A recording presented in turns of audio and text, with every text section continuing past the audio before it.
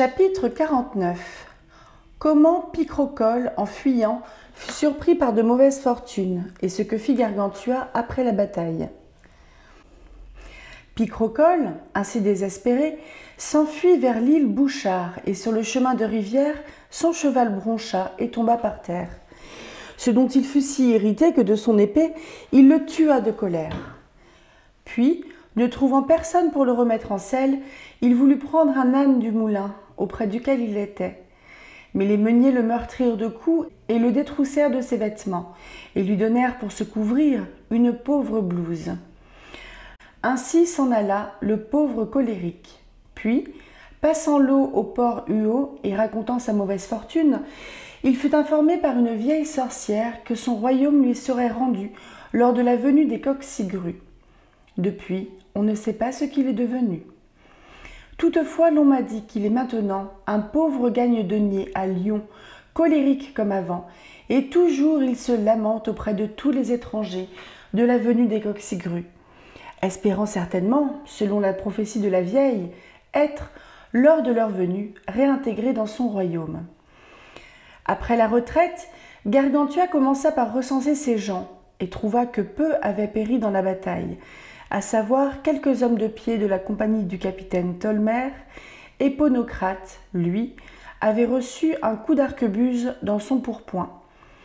Puis il fit donner à manger à chaque compagnie, et commanda aux intendants que ce repas fût défrayé et payé, et que l'on ne fît aucun outrage dans la ville, vu qu'elle était sienne, et qu'après leur repas, ils se présentent sur la place devant le château, et là, ils seraient payés pour 6 mois, ce qui fut fait.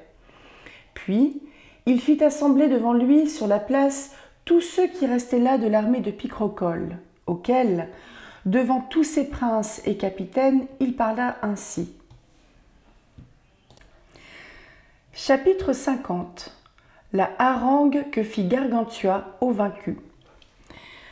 Nos pères, aïeux et ancêtres, de toute mémoire, ont toujours été de cet avis que pour les batailles par eux accomplies, ils devaient, pour signe mémorial de leur triomphe et de leur victoire, plus volontiers ériger des trophées et des monuments dans le cœur des vaincus, en leur accordant la grâce, que, sur les terres par eux conquises, édifier des constructions, car ils estimaient plus la mémoire vive des humains acquise par la libéralité que l'inscription muette des arcs, colonnes et pyramides, sujets aux calamités de l'air et à l'envie de chacun. Vous pouvez assez vous souvenir de la mansuétude dont ils usèrent envers le Breton, à la journée de Saint-Aubin-du-Cormier et à la démolition de Parthenay. Vous avez entendu, et en l'entendant, avez admiré le bon traitement qu'ils firent aux barbares d'Hispaniola, qui avaient pillé, ravagé et saccagé les régions maritimes d'Olonne et du Talmondais. Tout le ciel a été rempli des louanges et des congratulations que vous-même et vos pères fîtes lorsque Alpharbal, roi de Canard, non satisfait de ses succès, envahit furieusement le pays d'Aunis, exerçant la piraterie dans toutes les îles d'Armorique et les régions voisines. Il fut dans une juste bataille navale, pris et vaincu par mon père, auquel Dieu donne garde et protection. Mais quoi ?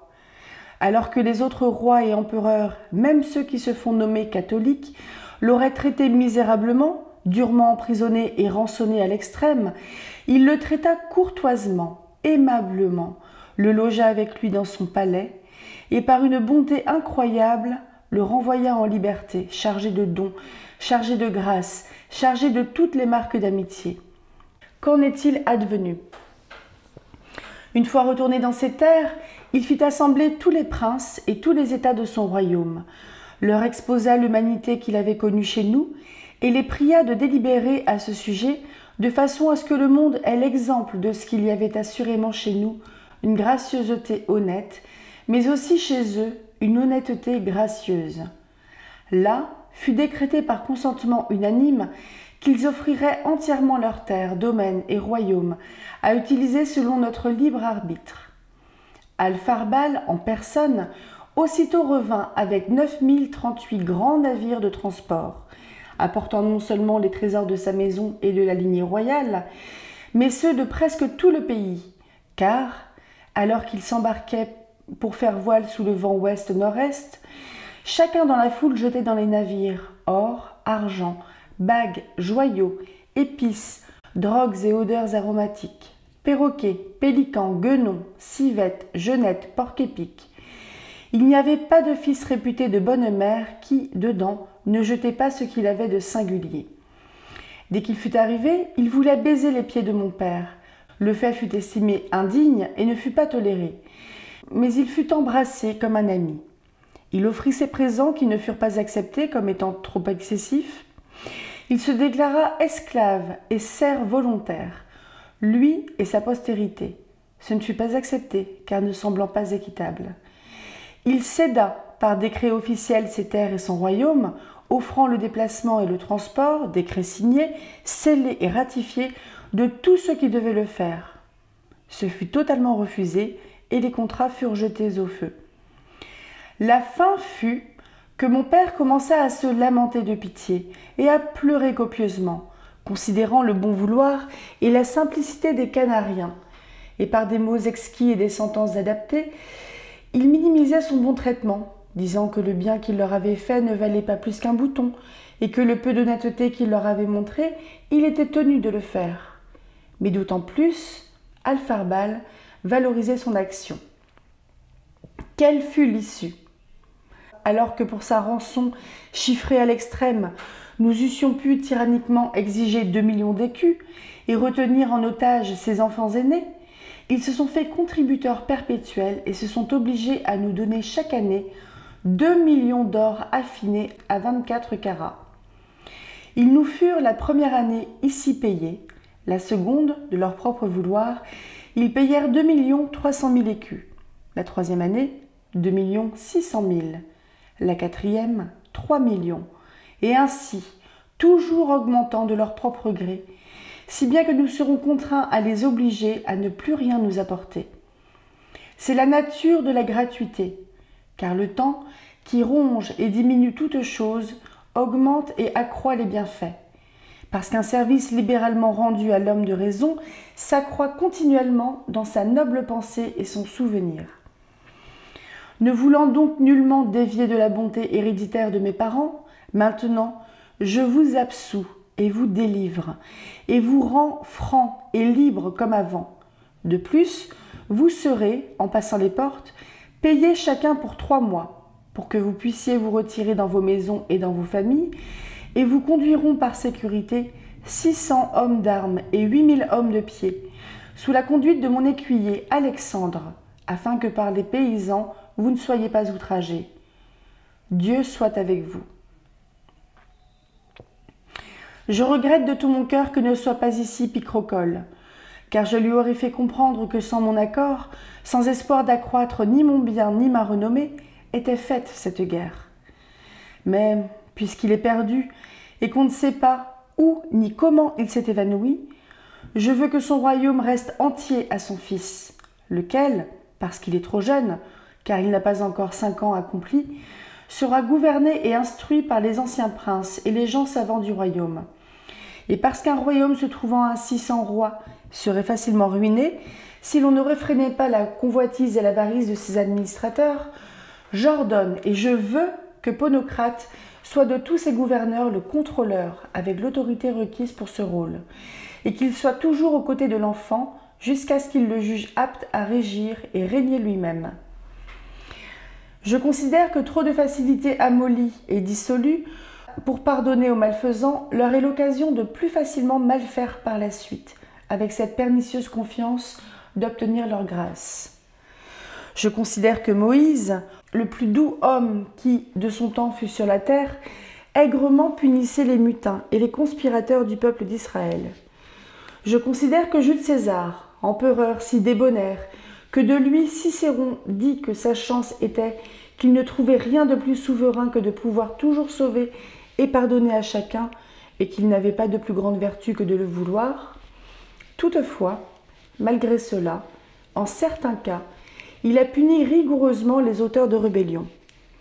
À leur exemple, je veux que vous me livriez avant de partir. Premièrement, ce beau Marquet, qui a été la source et la cause première de cette guerre par sa vaine outrecuidance. Deuxièmement, ses compagnons foissiers, qui furent négligents en ne corrigeant pas sa tête folle sur l'instant. Et finalement, tous les conseillers, capitaines, officiers et domestiques de Picrocole, qui l'ont incité, loué ou conseillé de sortir de ses frontières pour ainsi nous inquiéter. Chapitre 51. Comment les vainqueurs gargantuistes furent récompensés après la bataille. Cette harangue faite par Gargantua, les séditieux requis par lui furent livrés, excepté Spadassin, Merdaille et Menuaille, lesquels avaient fui 6 heures avant la bataille.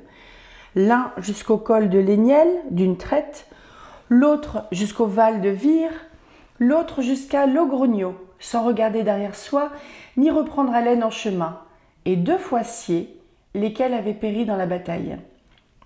Gargantua ne leur fit aucun autre mal, sinon qu'il les obligea à faire fonctionner les presses de son imprimerie qu'il avait nouvellement créée. Puis, ceux qui étaient morts pendant le combat, il les fit inhumer honorablement dans la vallée des Noirettes et au camp de Brulevieille. Les blessés, il les fit panser et traiter dans son grand hôpital. Après, il s'occupa des dommages faits à la ville et aux habitants et les fit rembourser de tous leurs dommages sur la base de leurs déclarations et de leurs serments, et il fit bâtir un château fort, y affectant des gens et une garde pour, à l'avenir, mieux se défendre contre les émeutes soudaines. Avant de partir, il remercia gracieusement tous les soldats de ses légions qui avaient aidé à défaire les ennemis, et il les renvoya hiberner dans leurs stations et garnisons, excepté certains de la 10e Légion, qu'il avait vu faire des prouesses pendant la bataille, et les capitaines des compagnies, qu'il emmena avec lui rencontrer Grand Gousier. À leur venue, le bonhomme fut plus joyeux qu'il n'est possible de le décrire. Il leur fit un festin, le plus magnifique, le plus abondant et le plus délicieux qui avait été vu depuis l'époque du roi Assuérus.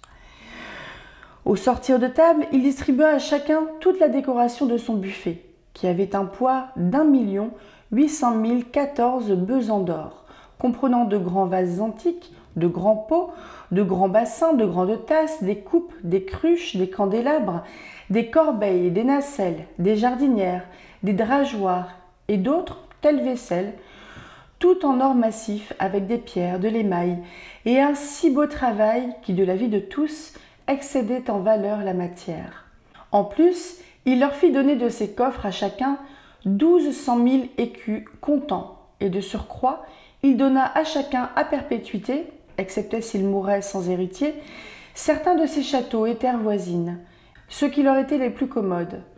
À Ponocrate, il donna la roche Clermont, à Gymnaste, le Coudray, à Eudémon, Montpensier, le Rivaux à Tolmer, à Ithybol, Montsoro, à Acamas, Cande, Varennes à Chironacte, Graveau à Sébaste, Quinquenay à Alexandre, Ligré à Sophrone, et ainsi de ces autres places. Chapitre 52. Comment Gargantua fit bâtir pour le moine l'abbaye de Thélème. Il ne restait plus que le moine à pourvoir. Gargantua voulait le faire abbé de Seuilly, mais il refusa. Il voulut lui donner l'abbaye de Bourgueil ou celle de Saint-Florent, celle qui lui conviendrait le mieux, ou toutes les deux s'il le souhaitait. Mais le moine lui fit la réponse péremptoire qu'il ne voulait pas avoir la charge ni le gouvernement de moine. « Comment, disait-il, pourrais-je gouverner autrui, alors que je ne sais pas me gouverner moi-même ? S'il vous semble que je vous ai rendu un service agréable et que je pourrais en rendre d'autres à l'avenir, octroyez-moi de fonder une abbaye à ma façon. » La demande plut à Gargantua, et il offrit tout son pays de Thélème, le long de la Loire, à 2 lieues de la grande forêt du port Huot. Le moine demanda à Gargantua qu'il puisse organiser sa communauté au contraire de toutes les autres. « Il faudra d'abord, dit Gargantua, ne jamais bâtir de murailles autour, car toutes les autres abbayes sont fièrement entourées de murs. »« Peut-être, dit le moine, et non sans cause. Quand il y a un mur devant et derrière, il y a force murmure, envie et conspiration mutuelle. De plus, Vu qu'en certains couvents de ce monde, c'est l'habitude que, si une femme y entre, j'entends une de celles prudes et pudiques, on nettoie la place par laquelle elle est passée, il fut ordonné que si un religieux ou une religieuse y entrait fortuitement, on nettoierait attentivement tous les lieux par lesquels il serait passé. Et parce que dans les religions de ce monde, tout est compassé, limité et réglé sur les heures, il fut décrété que là, il n'y aurait pas d'horloge, ni aucun cadran, mais toutes les activités seraient dispensées selon les occasions et les opportunités. Car Gargantua disait que la perte du temps la plus vraie qu'il connaissait était de compter les heures. Quel bien en vient-il? Et la plus grande rêverie au monde était de se gouverner au son d'une cloche, et non pas en fonction du bon sens et de l'entendement. Et aussi, parce qu'en ce temps-là, les femmes n'entraient en religion que si elles étaient borgnes, boiteuses, bossues, laides, défaites, folles, insensées, envoûtées et tarées, et les hommes n'y entraient que s'ils étaient catarreux, mal nés, niais, et étaient un fardeau pour leur maison. « À propos, dit le moine, une femme qui n'est ni belle ni bonne, que vaut toile? Elle peut entrer en religion, dit Gargantua. Peut-être, dit le moine, ou bien faire des chemises. Il fut décidé que dans ce couvent ne seraient reçus que les belles, bien formées et de bonne nature, et les beaux, bien formés et de bonne nature. Et aussi, parce que dans les couvents des femmes n'entraient pas les hommes, sinon en se cachant et clandestinement, il fut décrété que jamais il n'y aurait là de femmes s'il n'y avait pas d'hommes, ni d'hommes s'il n'y avait pas de femmes. Aussi, parce qu'aussi bien les hommes que les femmes, une fois reçus en religion, après l'année de probation, étaient forcés et astreints à y demeurer perpétuellement leur vie durant, il fut établi que les hommes, comme les femmes reçus là, pourraient sortir, quand bon leur semblerait, librement et sans restriction. Aussi, parce que normalement les religieux faisaient 3 vœux, de chasteté, de pauvreté et d'obéissance, il fut décidé que là, on pourrait être marié honorablement, que chacun serait riche et vivrait en liberté. Au regard de l'âge requis, les femmes y seraient reçues depuis 10 jusqu'à 15 ans, les hommes depuis 12 jusqu'à 18. Chapitre 53. Comment fut bâtie et dotée l'abbaye des Télémites? Pour le bâtiment et les dépendances de l'abbaye, Gargantua fit remettre au comptant 2 700 831 moutons d'or à grande laine, et pour chaque année, jusqu'à ce que tout soit parfait, il assigna sur la recette de la dive 1669 000 écus au soleil et autant à l'étoile poussinière. Pour la fondation et l'entretien de la communauté, il donna à perpétuer 2 379 514 nobles à la rose en rente foncière, exempts de droits, disponibles et payables chaque année à la porte de l'abbaye, et le tout fut noté sur de belles lettres de créance. Le bâtiment fut en forme d'hexagone, et à chaque angle était bâtie une grosse tour ronde d'un diamètre de 60 pas, et elles étaient toutes pareilles en grosseur et en apparence. La Loire coulait sur le côté nord. Au bord de la Loire, il y avait l'une des tours, nommée Artis, et du côté est, il y en avait une autre, nommée Calaer. La suivante était nommée Anatole, l'autre après Mésembrine, l'autre après Hespérie, la dernière Crière. Entre chaque tour, il y avait une distance de 312 pas. Le tout était bâti sur 6 étages, comprenant les caves sous terre pour le premier. Le second était voûté en forme d'une anse de panier, les autres étaient recouverts de plâtre des Flandres en forme de cul de lampe. Le toit était couvert d'ardoises fines, avec des motifs de plomb constitués de petites figurines et d'animaux bien assortis et dorés, avec des gouttières qui sortaient de la muraille, entre les fenêtres, peintes en figures diagonales d'or et d'azur, et allaient jusqu'en terre, où elles finissaient dans de grands canaux qui tous allaient à la rivière en passant sous le logis. Ce bâtiment était 100 fois plus magnifique que ne sont Bonnivet, Chambord et Chantilly. Car dans celui-ci, il y avait 9 332 chambres, chacune avec une arrière-chambre, un cabinet, une garde-robe, une chapelle et une sortie vers la grande salle. Entre chaque tour, au milieu du corps du logis, Il y avait un escalier à vis avec des paliers à l'intérieur de ce corps. Les marches étaient faites d'un mélange de porphyre, de marbre rouge, de marbre serpentin et étaient larges de 22 pieds. L'épaisseur en était de 3 doigts. Leur nombre était de 12 entre chaque palier. À chaque palier, il y avait 2 belles arcades à l'antique par lesquelles était reçue la lumière, et par ceci, on entrait dans un cabinet à claire-voie de la largeur de l'escalier. Et l'escalier montait jusqu'au-dessus du toit, et là, il finissait en forme de dais. Par chaque côté de cet escalier, on entrait dans une grande salle, et des salles dans les chambres. Depuis la tour Artis jusqu'à la tour Crière, il y avait de belles grandes bibliothèques, en grec, latin, hébreu, français, toscan et espagnol, réparties dans les divers étages en fonction de ces langues. Au milieu, il y avait un merveilleux escalier, dont l'entrée se faisait par l'extérieur du logis, par une arche large de 6 toises. Cet escalier était fait avec une telle symétrie et une telle capacité que 6 hommes d'armes, la lance sur la cuisse, pouvaient monter ensemble de front jusqu'au-dessus de tout le bâtiment. Depuis la tour Anatole jusqu'à la tour Mésembrine, il y avait de belles grandes galeries, entièrement peintes des prouesses antiques, des histoires et des descriptions de la terre.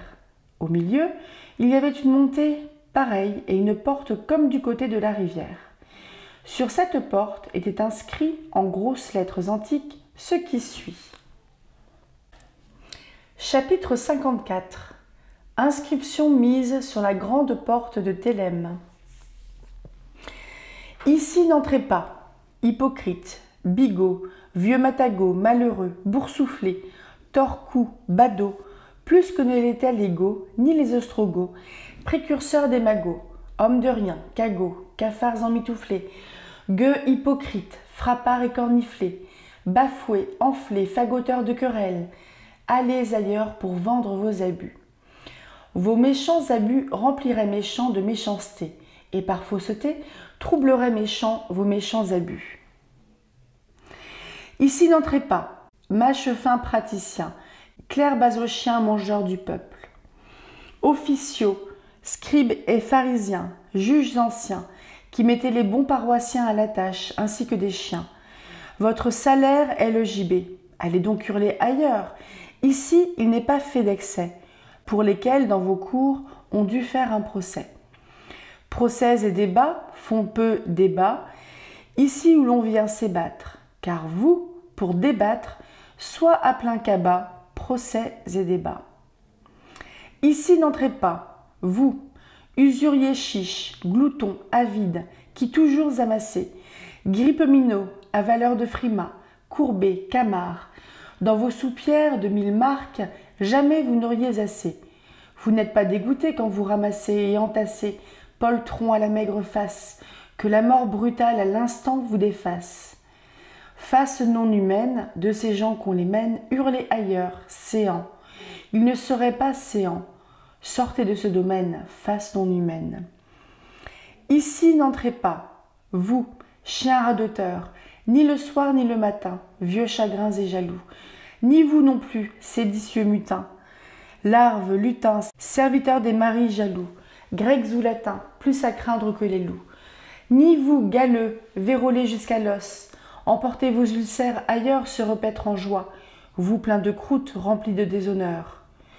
Honneur, louange, plaisir, séances sont établis par de joyeux accords, tous sont saints de corps, pour cela bien leur convient, honneur, louange, plaisir.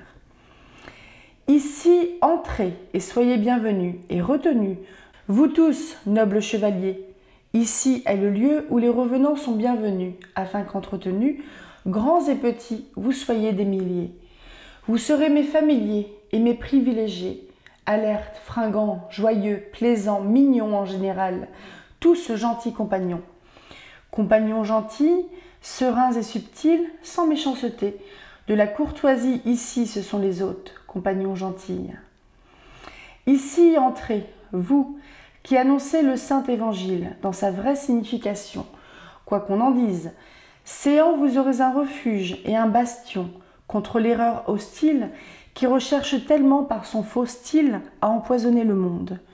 Entrez, Confonde ici la foi profonde, puis qu'on confonde, et par la voix et par écrit, les ennemis de la sainte parole. Que la parole sainte jamais ne soit éteinte en ce lieu très saint. Que chacun en soit cerné, que chacune soit enceinte de la parole sainte. Ici entrez, vous, dames de haute lignée, d'un franc courage entrez en joie, fleurs de beauté au céleste visage, au corps bien droit, au maintien prude et sage.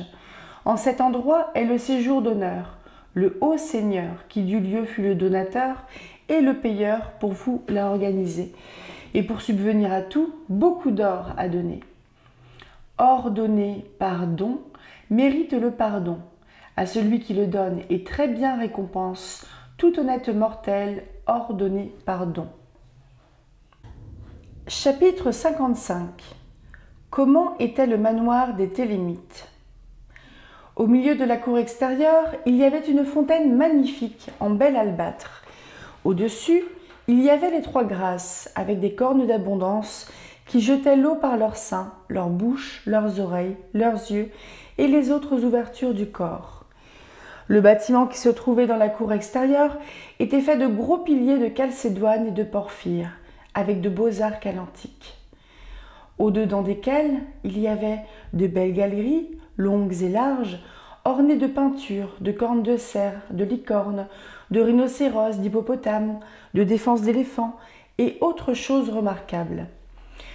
Le logis des dames allait de la tour Artis jusqu'à la porte Mésembrine. Les hommes occupaient le reste. Devant le logis des dames, afin qu'elles puissent s'ébattre, il y avait, entre les deux premières tours, au dehors, les pistes, l'hippodrome, le théâtre et les bassins de natation, avec des bains mirifiques, à triple étage, bien garnis de tous les accessoires et de l'eau de myrte à foison. Le long de la rivière, il y avait le beau jardin de plaisance, et en son milieu, un beau labyrinthe. Entre les deux autres tours, il y avait le jeu de paume et de ballon. Du côté de la tour Crière, il y avait le verger, plein de toutes sortes d'arbres fruitiers, tous disposés en quinconce. Au bout, il y avait le grand parc, foisonnant de bêtes en liberté. Entre les tours suivantes, il y avait les cibles pour l'arquebuse, l'arc et l'arbalète. Les offices, à simple étage, étaient auprès de la tour Hespérie.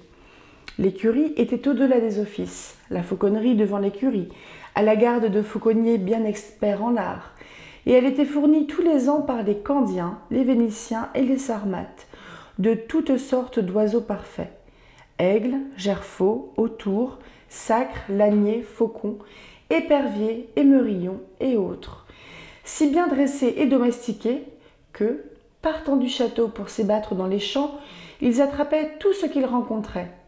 La vénerie était un peu plus loin, en allant vers le parc.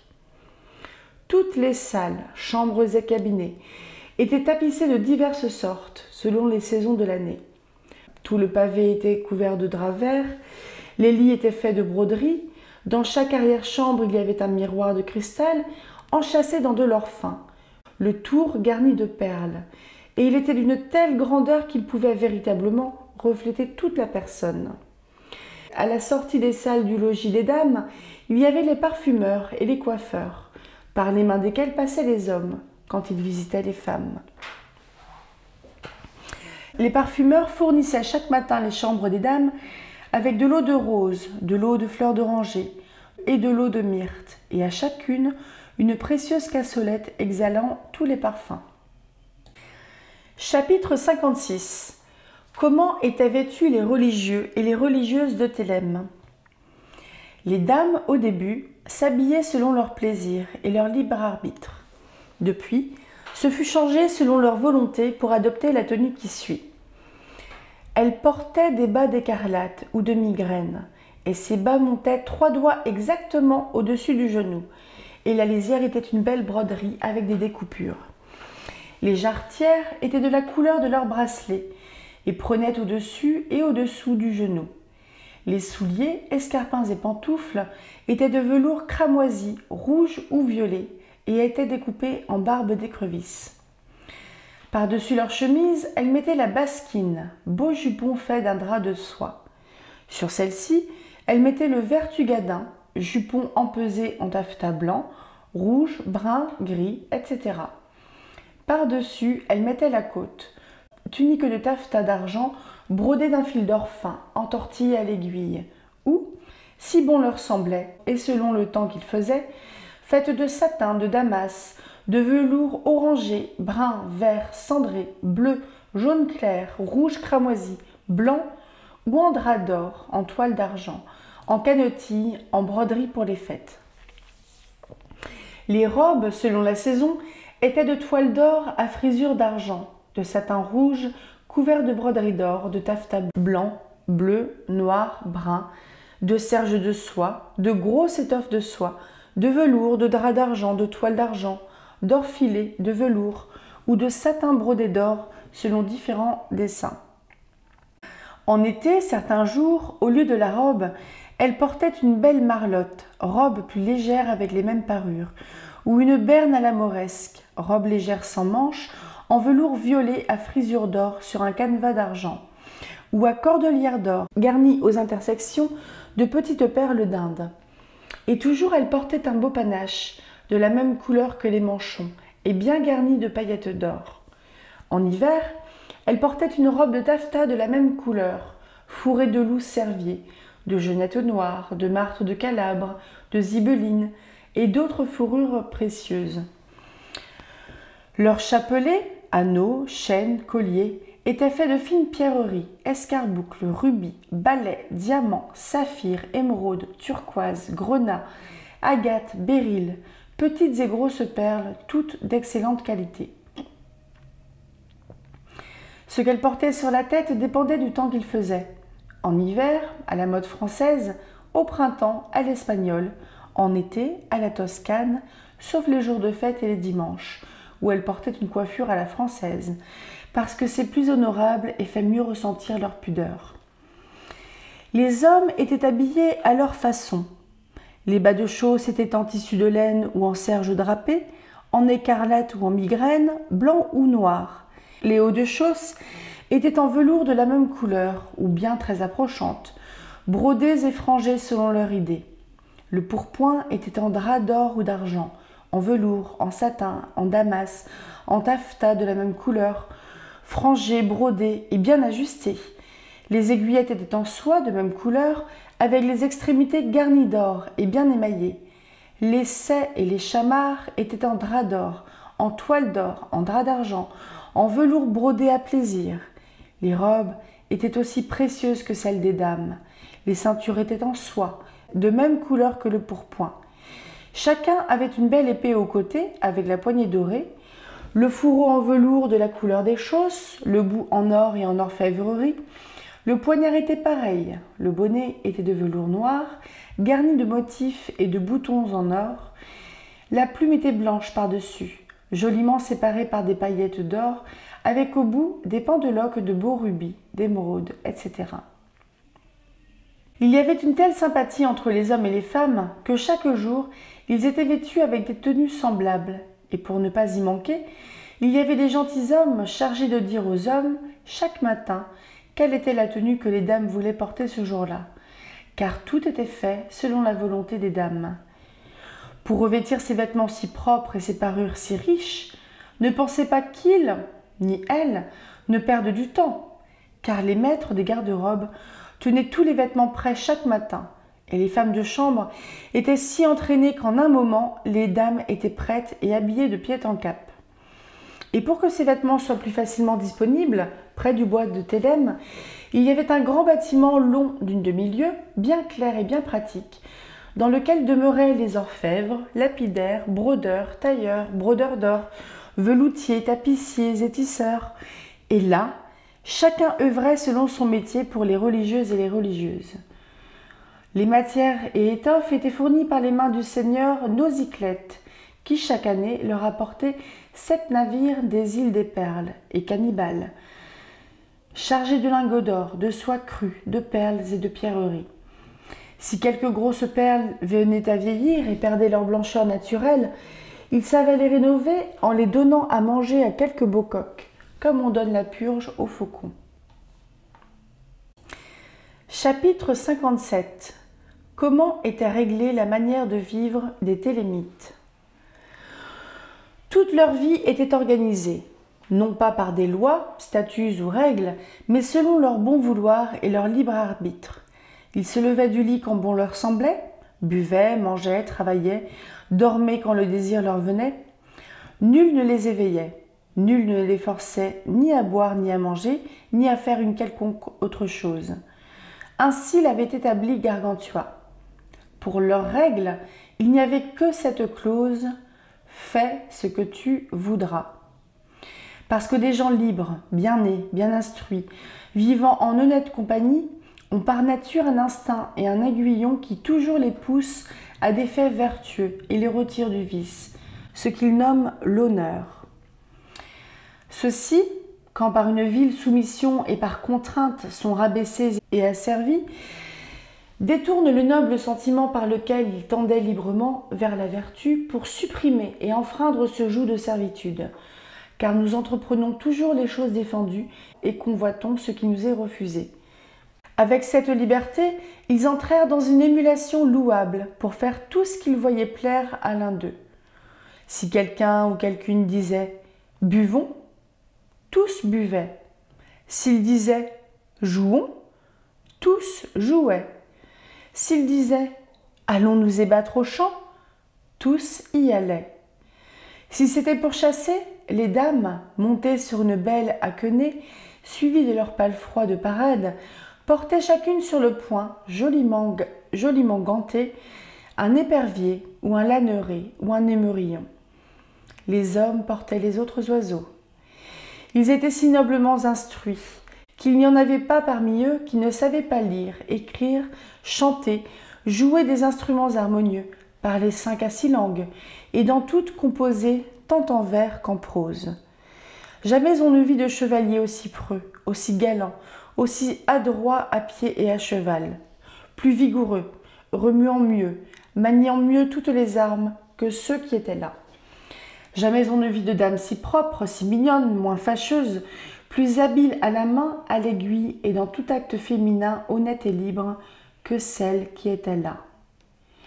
Pour cette raison, quand le temps était venu où l'un d'eux voulait partir de cette abbaye, à la requête de ses parents ou pour une autre cause, avec lui, il emmenait une des dames, celle qu'il avait prise à sa dévotion, et ils se mariaient ensemble.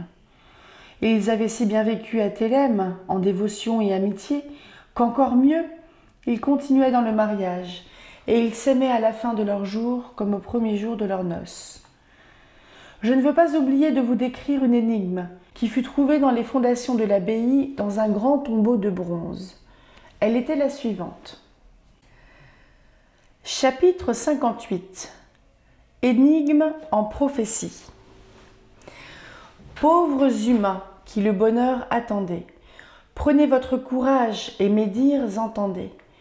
S'il est permis de croire fermement que par les astres qui sont au firmament, l'esprit humain lui-même puisse parvenir à prononcer les choses à venir.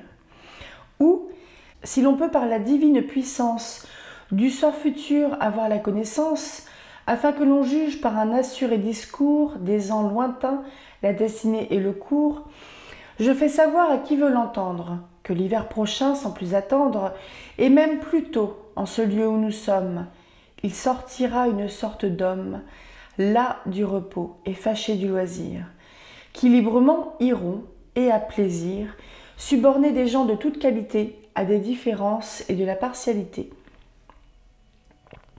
Et qui voudra les croire et les écouter, quoi qu'il en doive advenir et leur en coûter. Ils feront mettre en débats apparents les amis entre eux et les proches parents. Le fils hardi ne craindra pas la misère de se liguer contre son propre père. Même les grands d'un noble lieu jaillis, par leur sujet se verront assaillis, et le devoir d'honneur et d'attachement perdra alors toute valeur et discernement, car ils diront que chacun à son tour doit aller en haut et puis en faire retour. Et sur ce point, il y aura tant de mêlées, tant de discordes, de venues et d'allées, qu'aucune histoire parmi ces merveilles n'a fait le récit d'émotions pareilles. Alors, on verra beaucoup d'hommes de valeur, par l'aiguillon de la jeunesse et de la chaleur, en croyant trop ce fervent appétit, mourir à la fleur de l'âge ou vivre bien petit. Et nul ne pourra laisser cet ouvrage une fois qu'il y aura mis son courage, qu'il n'ait rempli par querelles et débats le ciel de bruit et la terre de pas. Alors auront encore plus d'autorité les gens sans foi que les gens de vérité, car tous suivront la croyance et l'étude de l'ignorante et sotte multitude, dont le plus incapable sera pris pour juge. Ô dommageable et pénible déluge! Déluge, dis-je, et à forte raison, car ce travail ne perdra pas sa saison, et n'en sera pas délivré la terre jusqu'à temps qu'il en sorte à grande ère. Des eaux soudaines, dont les mieux trempés, en les combattant, seront engloutis et trempés, et à bon droit, car leur cœur a donné, à ce combat n'aura point pardonné, même au troupeau des innocentes bêtes, que de leurs nerfs et leurs boyaux malhonnêtes, il soit fait, non pas aux dieux le sacrifice, mais aux mortels un ordinaire service. Or maintenant, je vous laisse à penser comment le tout pourra se dispenser, et quel repos dans une querelle si profonde aura le corps de la machine ronde. Les plus heureux, qui le plus à elle tiendront, de la perdre et de la gâter s'abstiendront, et tâcheront de plus, d'une manière, de la servir et de la rendre prisonnière, dans un tel endroit que la pauvre défaite n'aura plus recours qu'à celui qui l'a faite. Et pour le pire de son triste accident, le clair soleil, avant d'être en Occident, laissera répandre plus d'obscurité sur elle qu'une éclipse ou la nuit naturelle.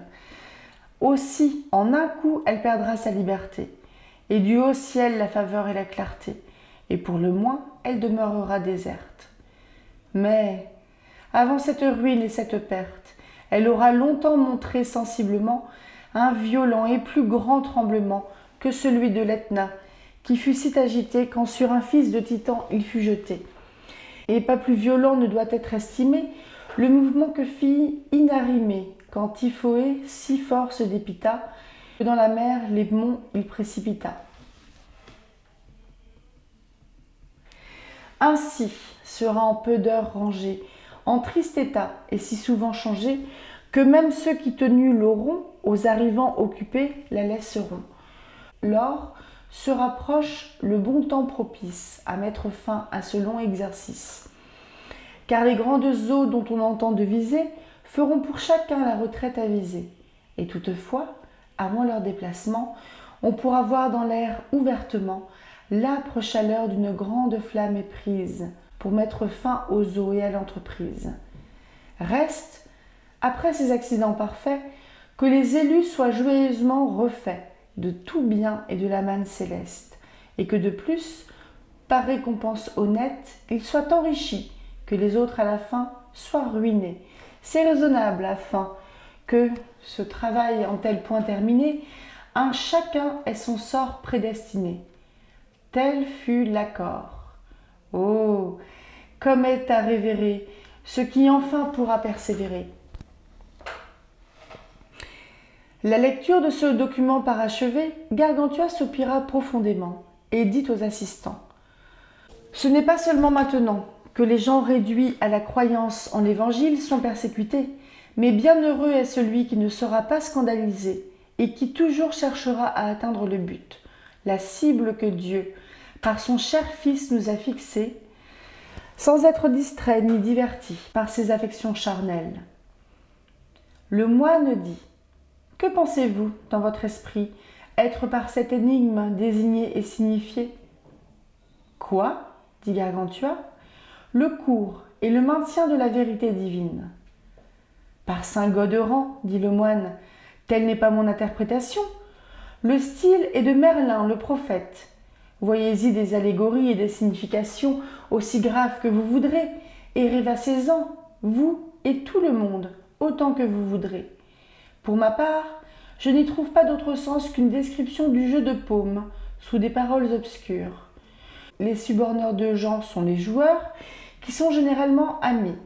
Et après les deux services faits, sort du jeu celui qui y était et l'autre y entre. On croit le premier qui dit « si la balle passe au-dessus ou sous la corde », les os sont les sueurs, les cordes des raquettes sont faites de boyaux de mouton ou de chèvre, la machine ronde et la pelote ou la balle. Après le jeu, on se rafraîchit devant un feu clair et l'on change de chemise. Et volontiers l'on fait un banquet, mais plus joyeusement le font ceux qui ont gagné. Et grande chair.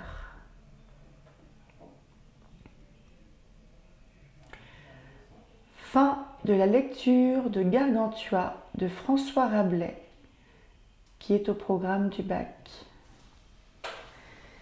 J'espère que cette lecture vous a plu et je vous dis à très bientôt, un prochain lundi, pour une nouvelle œuvre qui est au programme du bac, à voir laquelle vous aurez la surprise. À bientôt!